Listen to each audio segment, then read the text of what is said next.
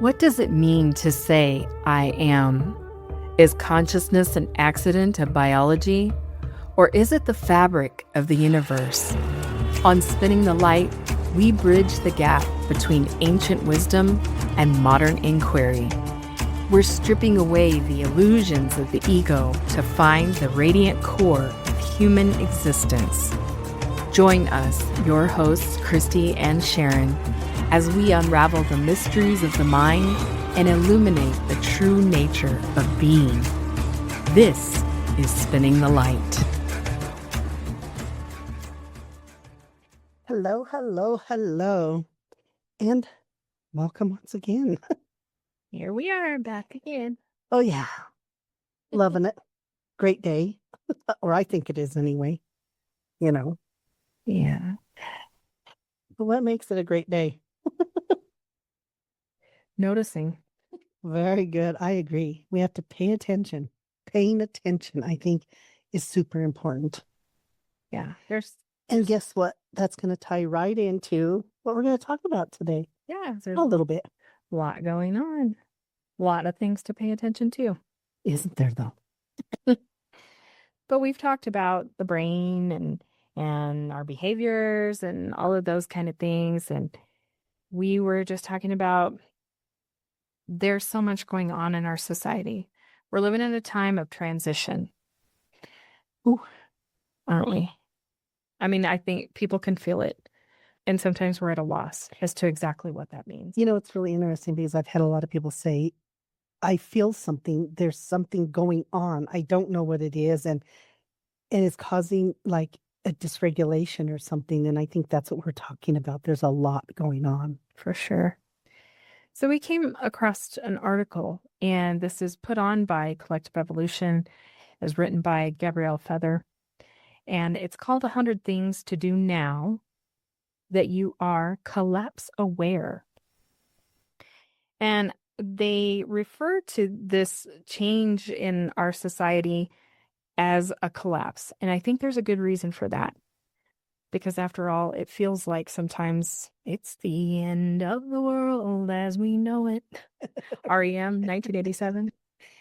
That is such a great, I love that song. And of course, it's on Independence Day and stuff like that. But it's that change. It's talking about sometimes something has to collapse in order for us to build something new.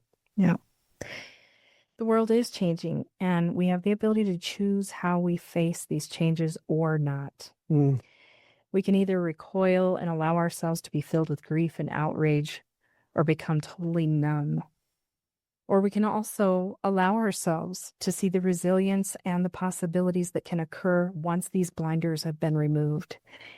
And I really feel like that we are in that state right now where that it feels like a lot of blinders are coming off. Well, I think it goes along with the fact that when we remove those blinders, we see our light. Mm-hmm. It is our light I feel is always just pushing to come out.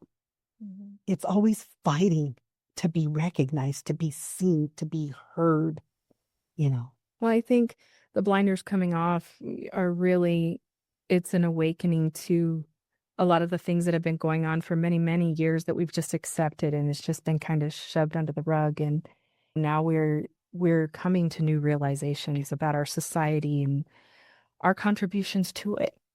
You know what I think? I always feel it's like when they put the lobster in or you know, when they bring the water to a boil and the frog doesn't know that it's being boiled. Yeah, slowly. And that's, I think, what it's been. It's been this slow infiltration of this energy. And people are now becoming aware because they're feeling it. They're not liking the way it feels. Mm-hmm. So with that infiltration, now it's, what do we do differently? Yeah. So what does it mean for us as we go about living our daily lives? This article talks about how we choose to live from here. It's a collection of gestures and practices for those who are awake to the era that we inhabit. The first one is body and nervous system. We've talked a lot about the body and the nervous system. What is it? How do we identify it? Everybody feels it in different places. Some people get stomach aches. Some people, it's that tightening of the shoulders and neck aches and headaches. And we'll find an ache somewhere. Yes. Yes, that's what the article talks about. The tight shoulders, sleepless nights, clenched jaw, shallow breath, sudden fight or flight, spirals are all natural responses in these situations. And, those are those things that are happening internally to us. But, the other thing is that if something's happening internally, guess what? It's going to manifest externally. Yeah. So we have problems with relationships. We have problems with jobs. We will encounter these things. We run into these walls as we're trying to navigate why is this happening? And because it's starting internally, if I can't identify the internal thing, then maybe what I have to do is look at what's happening externally. Mm-hmm. Well, I really feel like, just the things, the feeling that we're having, there is an energetic event taking place. Oh, 100%. And I think that people are feeling it, whether they're really conscious of what's happening or not. They're feeling this, and it's almost an unrest, and you almost feel like, what can I do? What Hmm. can I do? I feel like I need to be doing something. Once again, I think it's that internal light of ours, that internal energy that's wanting to connect with those other energies that are about riding this weird shift we're in. Yeah, exactly. Before we can reimagine the world, we must learn to inhabit ourselves with patience and compassion. And we've talked about that in previous episodes as well. It's amazing to me how it is so hard for people to show themselves a little bit of grace. Mhm. And if I learned the capacity to show myself grace, then guess what? I can show other people grace. Yes, and that's powerful because people need that.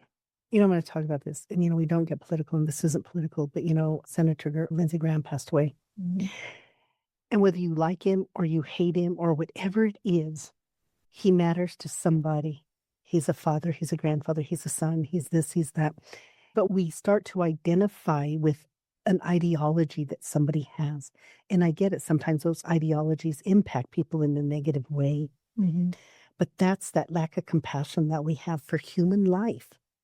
And if I can't have that compassion, how do I expect that other person to have it? This is something that has to expand out. Mhm. And it's not a dig on anybody who, I don't know what people are saying. I'm just using that as an example, Yeah.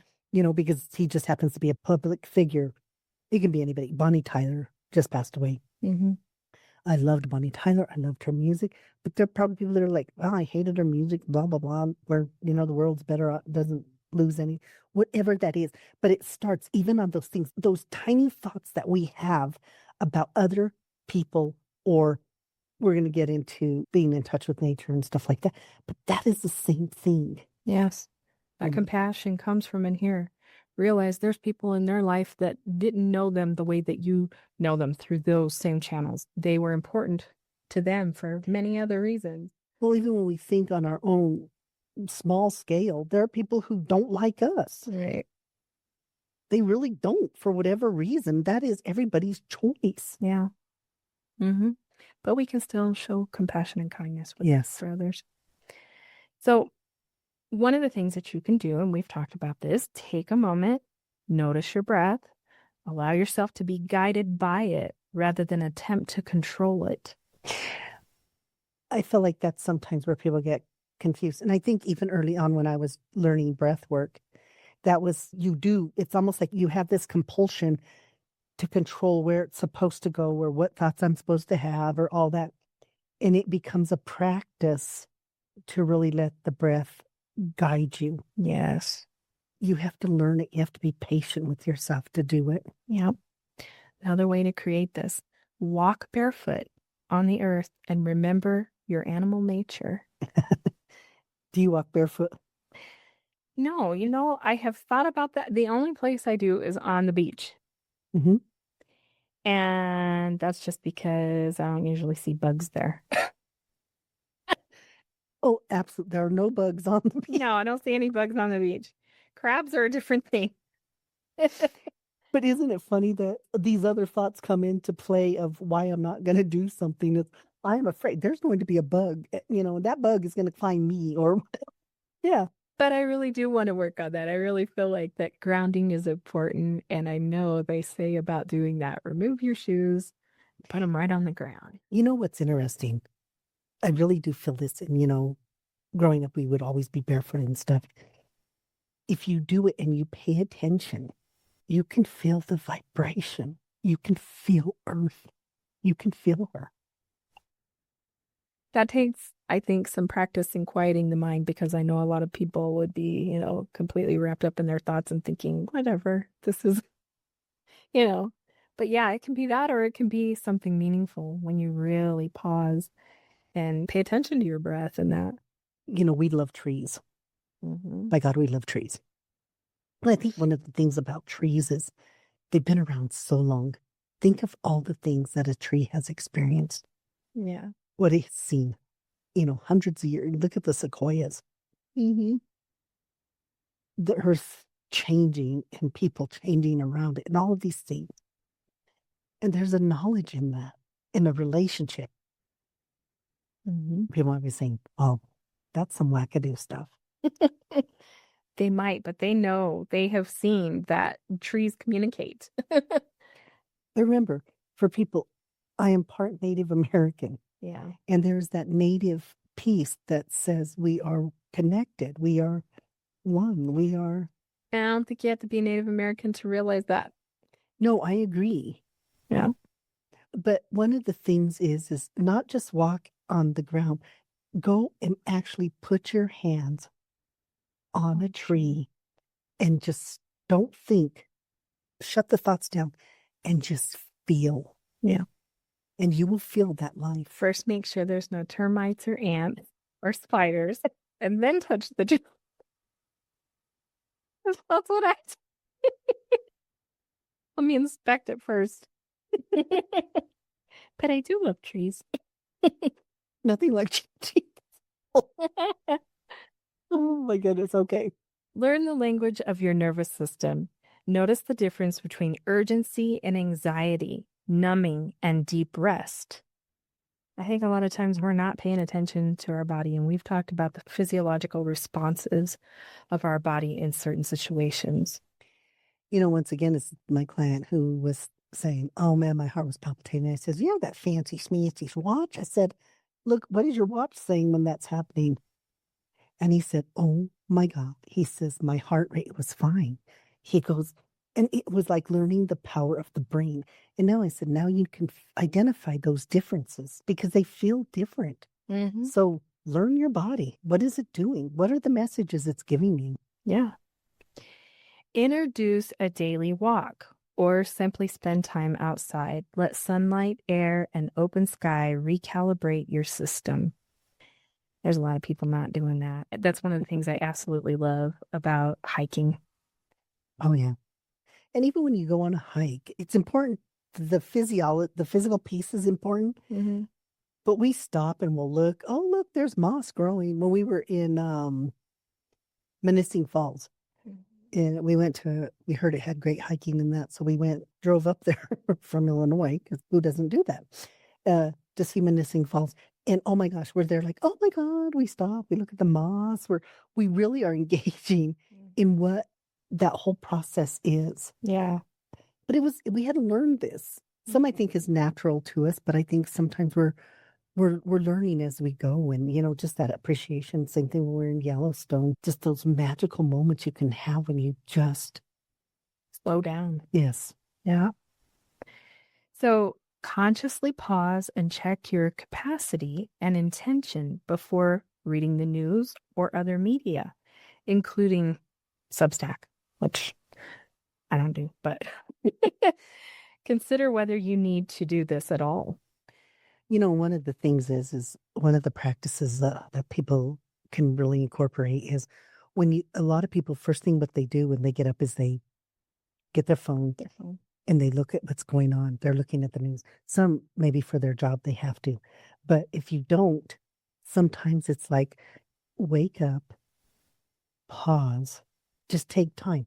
Even start with 15 minutes and then try to expand out to 30 minutes of none of that. Just be present. Mm-hmm. Don't fill your mind with that right away. Yeah. because as soon as you do, it starts that process and oh lordy. Overwhelming, Hmm. daunting. Oh yeah. Yeah. Build physical strength as a form of preparedness, capability, and mental fortitude. I like that one because I feel like it encourages me to, whether it's get my steps or whatever it is, just to make a healthy choice for me. Yes, and sometimes I think when we once again when we stop separating us out as these different entities and realize we're a whole, we're the whole. We Mhm. are the sum of the parts. Yeah. We are a whole. And how important that is because think about when you talk to people or even like with you, you really didn't think you could ever be strong. Yeah. And now she lifts weights and does things like that. And it changes it changes that confidence level. hmm And, when that becomes the focus, it's not so much about, I think a lot of times people are so focused on I want to lose weight to look better or whatever like that. But man, when you focus on what it's doing for you intrinsically, you're getting stronger and it's a really good, wonderful feeling.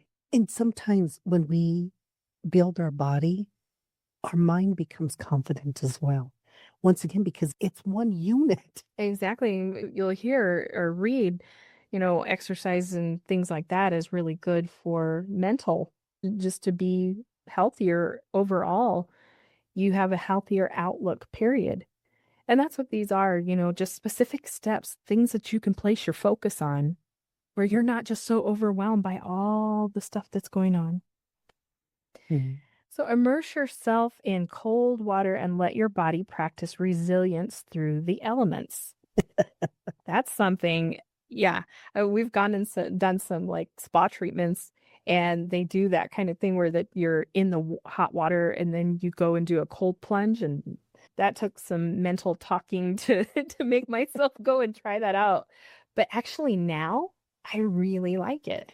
Well, and the other thing is that because of our hair color, we wash our hair in cold water anyway. hmm So that has been really helpful. Yeah, that's been toughing us up. So another thing you can do is create an evening ritual that communicates safety and rest. Think candlelight, herbal tea, pajamas, screen off. That is a huge one. I think a lot of times we don't do that as much, especially the screen off thing. People are used to falling asleep to it and everything. Some screens on. It doesn't Yeah. matter what it is. And I think that when you can create that thing, and we work on that, sometimes we do better than other times, but really taking that time, even to address the positives of the day. We do end our day with gratitude, though. Mm-hmm. So that's a ritual that we have. I don't even call it a ritual, it's just our way of life now. We end our day with gratitude and we start our day with gratitude. But I think it's that thing of getting in those. And I think that's something that's on my list of things to do is to really work and have no electronics for 20 to 30 minutes before I get ready to go to sleep because it makes a difference. It sets the stage. And sometimes it's having that conversation, even, or engaging, or feeling love and acceptance, or whatever that is. When you're doing stuff, your brain doesn't shut down. And then we wonder why so many people are having trouble sleeping. Yeah, for sure. When destabilizing emotions arise, try tapping EFT or humming gently. The vibration soothes the vagus nerve and can really take the edge off. That's why, oh, if you do that, you'll feel the vibration. Just practice it. Just do And what you're going to find is it's hard to have a thought. Tapping is you just use two fingers. Okay. And you can Google that or whatever, but you do them on different parts of your body. You use two hands. But the tapping does the same thing. It's kind of like a real quick reset, similar to when we're talking about deep breathing and things like that. Yeah. But you can do it anywhere. Right. I mean, I don't know if you should do it in the middle of a meeting. I was going to say, I don't know. You might look a little nervous there. I don't know how well that would go. Your boss is talking to you and you're there like, no, yeah, I'm listening. It's a little light tap, you know. Mm. Honor sleep as essential. A rested body is a foundation for everything else. It is amazing to me how many people talk about not being able to sleep. Yeah. In order to be able to sleep, you have got to be willing to change your patterns. But we buy into this thing of, well, that's just the way I do. I always have to fall asleep with the TV on. I always have to fall asleep to the radio, or I always have to. We condition ourselves in this fashion. Yes. And then perpetuate it. If we are implementing some of these things that we just talked about previously, eventually you can get to a place where that sleep is not so elusive. I understand our sleep patterns are created oftentimes by circumstances too. Yeah. But once that circumstance is created, we have to figure out how do we uncreate that, because you didn't start out with that. It is not innate to you. Right. And there's ways to build new pattern. And this is what I'll often hear because, believe it or not, several of my clients have trouble sleeping. A lot of them have PTSD. So that's one of the symptoms of that. Yeah. And they'll be there. Well, I tried it, didn't work. Do you think you stopped sleeping with one time? No. It was conditioned into you. And I get it. You have to be aware of what's going on. Sometimes you have 24 hours where you got to be up. All of these things. When I used to work a swing. So I used to go in like say at 3:30 and I wouldn't get off until or later at 5:30 and I wouldn't get off till like say 1 or 2 or when by the time I would finish and get home and all that. I did that for a long time. So your body gets into a pattern. Exactly. And we're not saying that these aren't a stubborn kind of issue that can happen that has been built over time. Mine was stubborn. But I do think, well, it's stubborn, in dealing with it. Well, yeah, because you're right. It's like you do have to realize the areas where that you are still contributing to the pattern.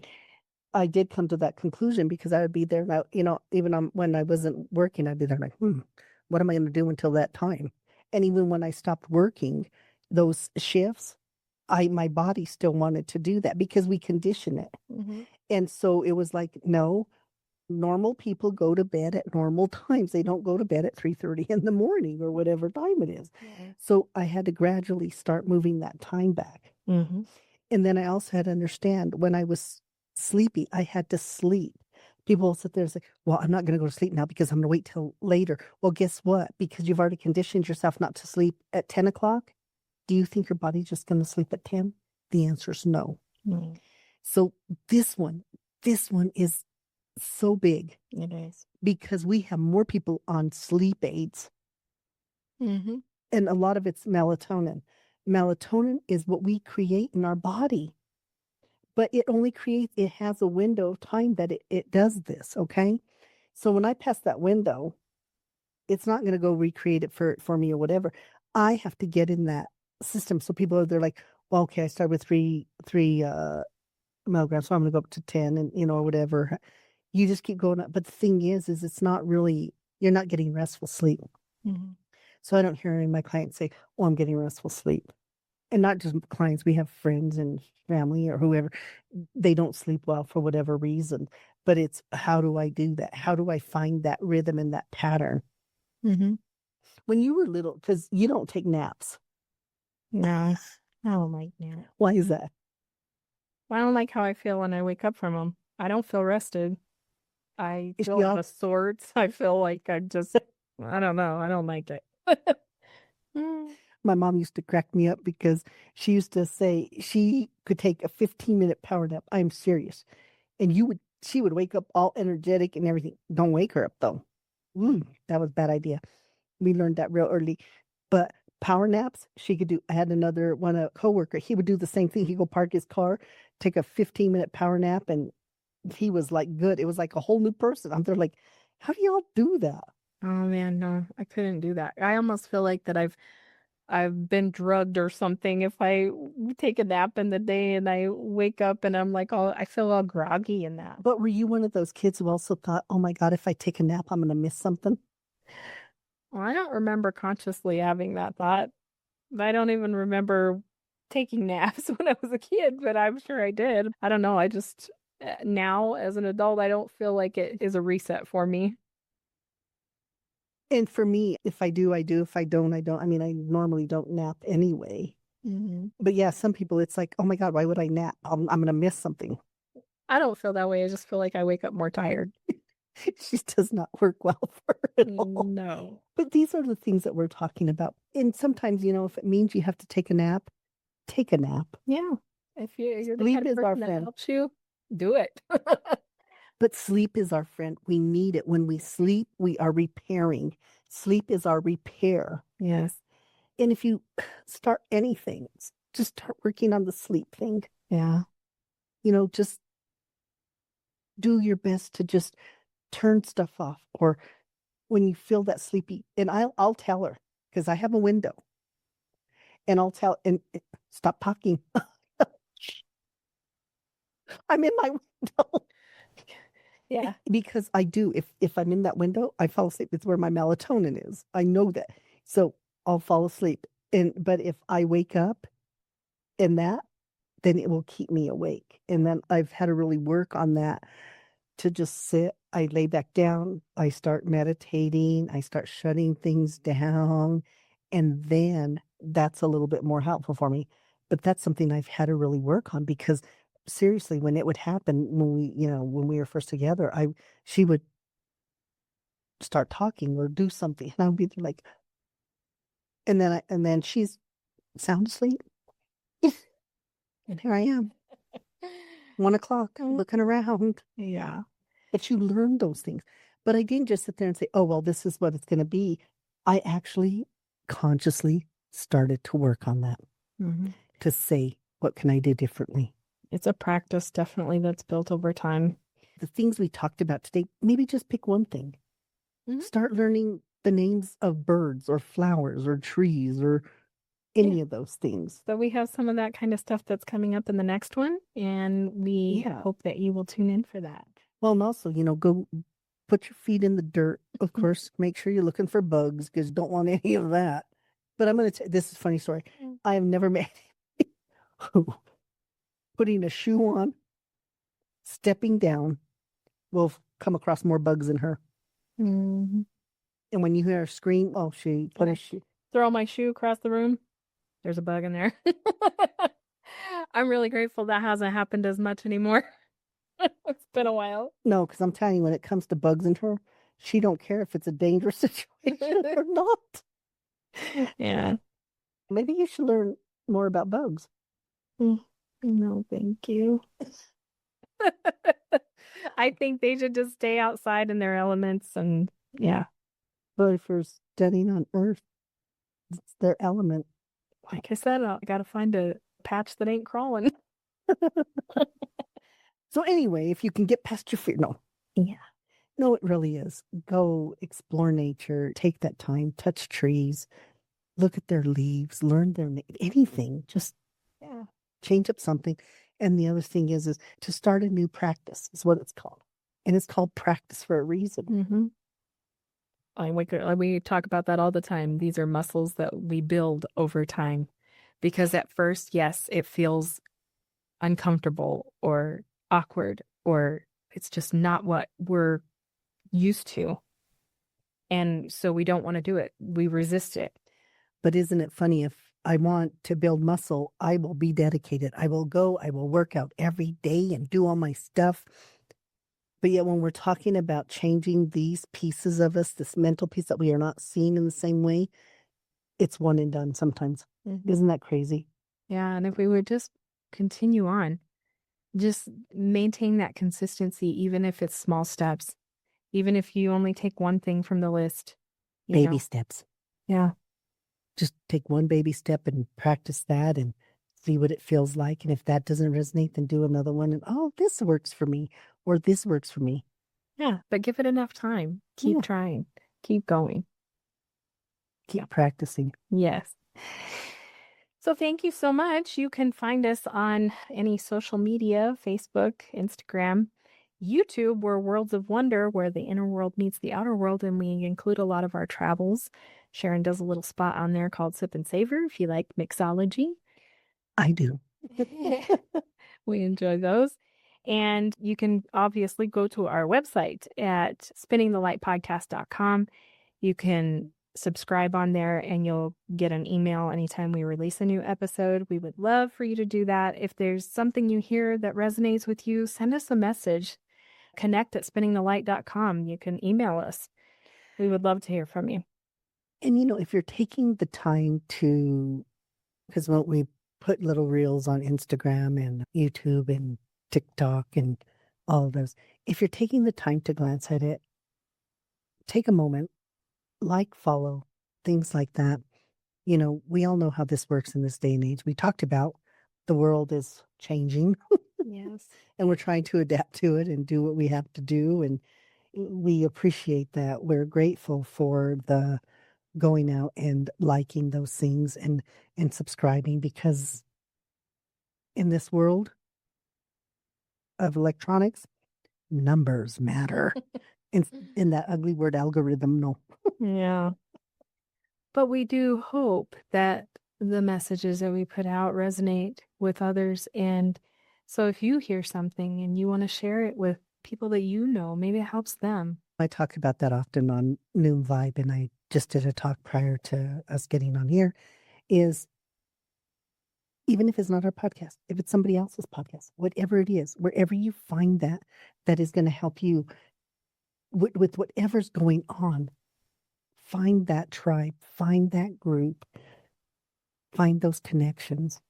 And that's all we're talking about here is connecting, because when we're talking about spinning the light, we don't care where you find the ability to spin that light, to find that internal light that we're all born with. Just spin your light. Share it with others. And share it exactly. As soon as you find it and you can spin it, share it with others. Let's light up this world with love and compassion and all those things that are really important to us. Yeah. So thanks so much for joining us. Thank you. We appreciate it. Bye. Bye.